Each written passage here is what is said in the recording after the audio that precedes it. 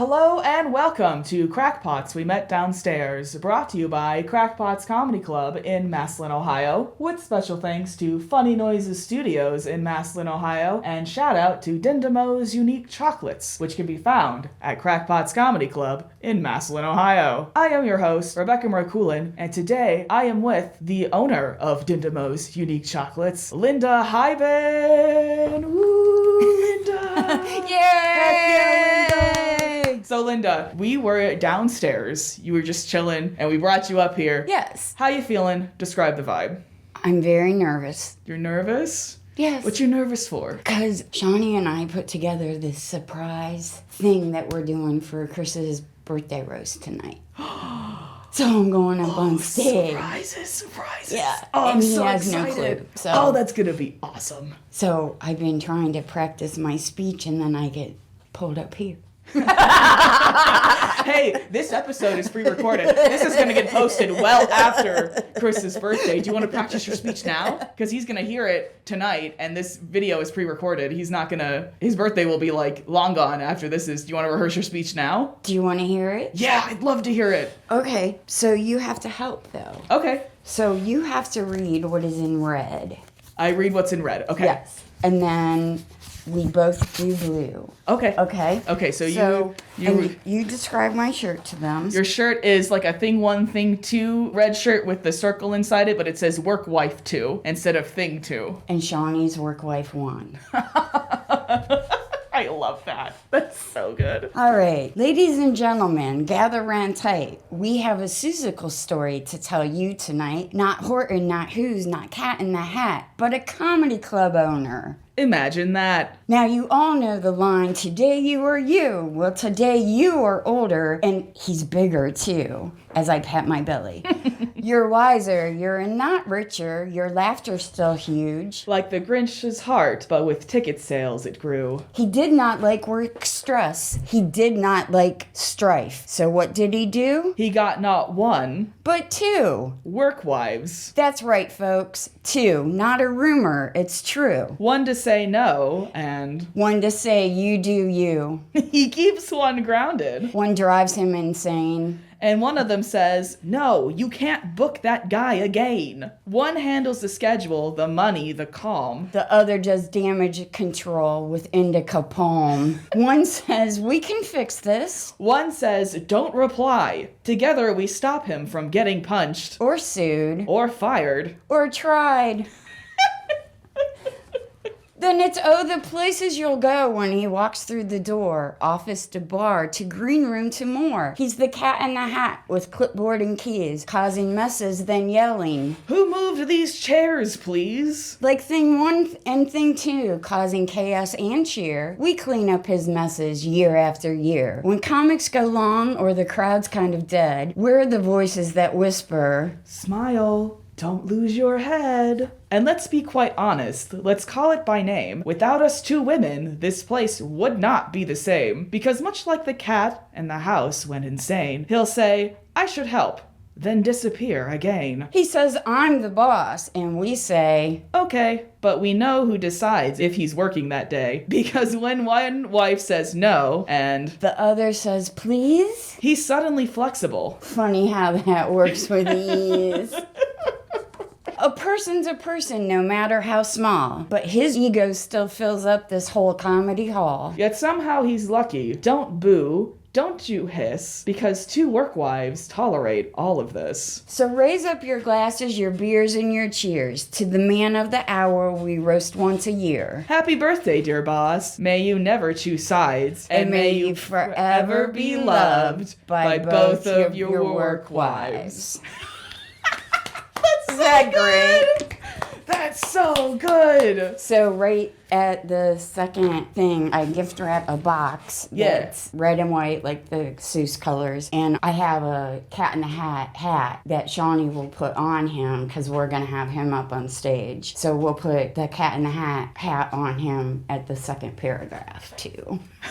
That's awesome. That's amazing. So that's what I've been doing all week, me and Shawnee. Yeah. So anyways. Awesome. I loved it. That's such a good speech, Linda. Thanks. You guys did a great job. Thanks. That cadence was there, and I had never, that was like a cold read for me, but like that writing was, we kept the cadence, and I didn't need, Well, AI helped. I mean, we made it our own. Right. I'm not going to take credit where, but we did change it a lot. But we put it in initially because what started this was I read an article about the speech that Dr. Seuss had made. And it's Chris.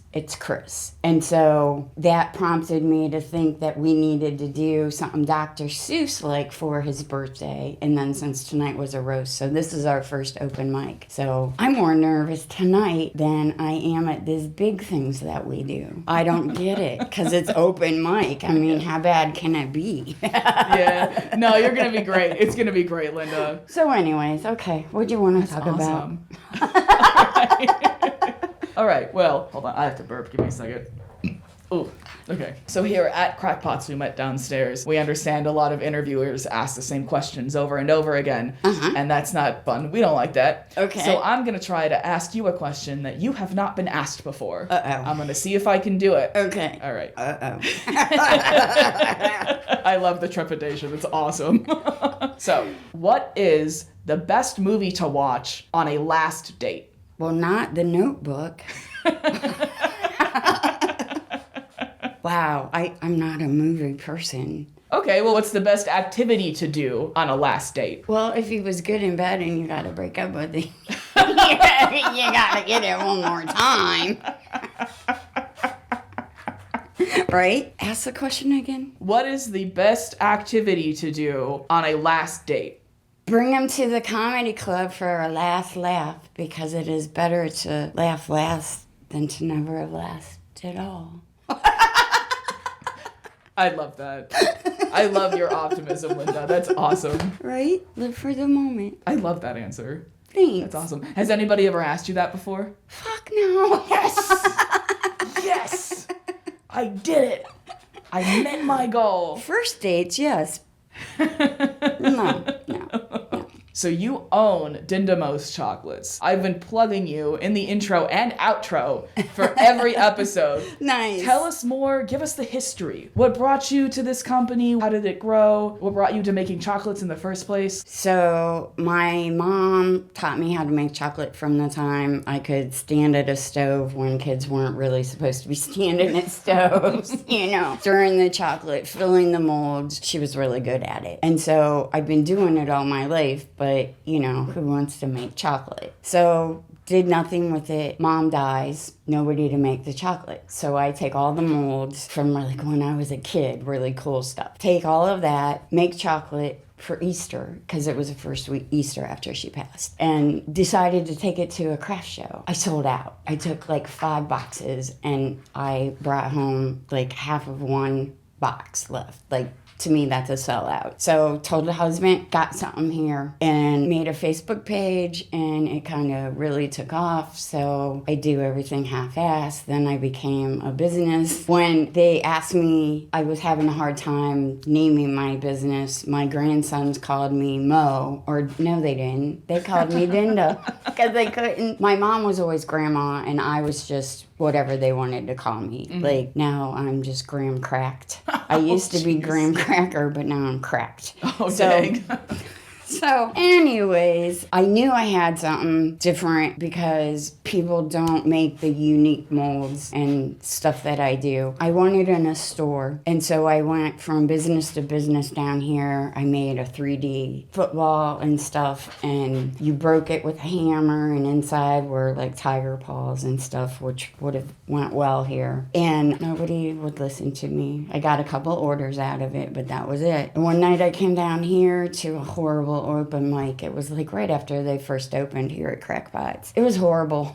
And it's just amazing to see how far it's grown in these 4 short years. Like, it's crazy. But anyways, I made Chris a chocolate bar that had his face logo actually on it, and that got his attention. And then I started selling at the bar when you walk in, and then the adult naughty line grew from there. mom would be so proud. I'm sure she would be. Yes. So was there like a catalyst for the naughty line, or did it just kind Because of it grow sells. organically? Because it sells. Okay. We're in a comedy club. You can't walk into any other chocolate store and find penises and clits on a stick and, Yeah. all the things that we offer. I haven't seen too many kids coming into comedy club. That's not really where they're No, when we they're have at, so. kid-friendly events, I take away those and bring out I do make normal stuff too. Right. Well, nothing's normal about it. Like, on my candy bars, I put everything on the back, on the outside, so that you know exactly what you're getting. Because when I buy a Hershey's bar and it only has 3 almonds in it, God, that pisses me off. You know? Yeah. But all my recipes, they're from my mom. They're like, my peanut butter cup recipe is like 100 years old. Wow. Yeah. So I don't, I'm on Facebook on all these groups. And oh my God, the questions that these people are asking. They're dumping vegetable oil in with their chocolate so it'll be nice and shiny. Who freaking cares? Who freaking cares? It's a taste, right? Right. It's taste. I've never made chocolate before. I eat it a lot, but I've never made it. Tell me more about, I don't know if you can divulge the actual recipes. Maybe that's a guarded secret. But tell me a little bit more about, the chocolate making process. Because when you said adding vegetable oil, is that a typical ingredient? Or is that like a social media thing? Or is that... Well, no. So everybody's popping up now and they're making chocolate-covered strawberries for Valentine's Day. Mm-hmm. And so they want to get them really, really shiny. Instead of learning the process on how to temper chocolate and get it to the correct temperature and all this other chemical stuff, I guess, they want the quick fix where they're microwaving it. I mean, I got professional equipment for my chocolate and they're shortcutting. They're going into Aldi's and buying the cheapest shit that they can find, or Walmart or whatever they can. Then to make it really crisp and shiny looking, they're adding vegetable oil to it. I don't want to eat wax. I've never made chocolate, but that doesn't sound right to me. Right. So my stuff's pretty. There's prettier out there, but I don't add the waxes. And people actually take wax chips and add to it to make it thinner. Because white chocolate and dark chocolate are very hard to work with because they're much thicker and stuff. So there's a science to it, but I do every piece by hand. I really never make any money because I love doing it though. It takes me back to a time and a place, Yeah. And it's a happy thing for me. There you go. What else you want to know? Oh, what else do I want to know? You told your husband, hey, there's something here. Has he really been involved in the company at all? Or is he just kind of like, yeah, you go do your thing? It is best that he is out of my way. Mm-hmm. But he does, for Christmas, I had a huge order and he helped me box it and, put the labels on and all that stuff. So he helps out when needed. But yeah, it's just me. I have health issues, so I have to be careful that I don't overbook myself and stuff. I have plans for the company, bigger things, better things and stuff, but it's still going to be on the small scale because I won't jeopardize my ingredients and the time that I put into them to make sure that they look good, but they taste good. And that's what I want people to remember is the taste over what it looked like, So I got to tell you this. Yeah. I have a friend and her son and his wife. Every year there's 8 couples that get together. They rent a cabin down in Hocking Hills and they have the most wildest gift exchange. Okay. So they bought one of my penises, one of my vaginas in the box that says eat your heart out, and a pair of the big boobs with peanut butter nipples. Oh, and he's gotta win this weekend. They all buy these gifts and then, I don't know, every year there's a grand winner who came up with the best gift. So I'm rooting for myself. I'm rooting for you too, Linda. Yay! I hope you win. Me too. That's awesome. So yeah, I'm not the typical chocolatier. But that's okay. It tastes good and it's funny. Well, I don't think anything is typical here at Krackpots Comedy Club in Massillon, Ohio. No, not at all. Not at all. Oh, that's awesome. Well, Linda, you're great. I just want to tell you that. Thanks. I want to let you know. I think you're cool. Oh, I'm trying to think. You've been a good sport answering my questions and just being honest with me. Would you like to ask me a weird question? See if you can stump me. Ooh, this is gonna take a minute. That's all right. I'll edit it. Which serial killer do you wish you could talk to? Oh, serial killer. Okay. Yeah. Oh, I don't know. What are the conditions of me talking to this serial killer? You would be safe. Is he in jail? You'd be safe. Is he on the street? Is he No. Is he hosting a podcast? No. Like, what's it going would be, well, I'm thinking if he's a serial killer, either he's dead or in jail. Right. So, you know. That's a great question. See? Have you ever been asked that? No, I've never been asked that. Look at you, Linda. Let's go, Linda. You know, most people, when I say ask me a question, ask me whatever you want, they want to know my backstory. The amount of episodes that I'm explaining that I'm a freelance video editor when I got into stand-up. Oh, what serial killer would I want to talk to? How many serial killers do I know? I know Jeffrey Dahmer. There's that, who is that, the John Wayne Gacy guy? I don't want to talk to him. I don't want to talk to him at all. Yeah. No John Wayne Gacy for me. Ew. There's, who else is it? There's this one, was he? I see, now I'm thinking about like school shooters, which are not that's not the same thing. No. But that's all No. The only one I can think of is Jeffrey Dahmer, so I guess I'm going with Jeffrey. Okay, but you said school shootings. You would want to talk to a school shooting? It's not that I would want to talk to him, but no, it's just, but if you... my mind is just going to, and I think because serial killers are not that serial killing doesn't happen anymore, like it's still very much a thing, but I think the media kind of covers school shootings a lot more, and a lot more school shootings have been happening. Right. So that's kind of like, that's where my mind goes to, even though that's not what you asked me. Interesting. That's just what crops up. But yeah, the only serial killer I can think of is Jeffrey Dahmer, so I guess I'm chatting with Jeffrey. I don't know what we would talk about. I don't think we have anything in common. But it would be a very, very awkward conversation of just me being like, you look hi. tasty. Hi. Lying about being covered in tattoos so he doesn't eat me. Doing everything in my power to not get eaten. But if it's in like a controlled environment, Yeah, like that's if he's kinda like behind different. a pane of glass and Yeah. I'm just talking to him through the phone. Right.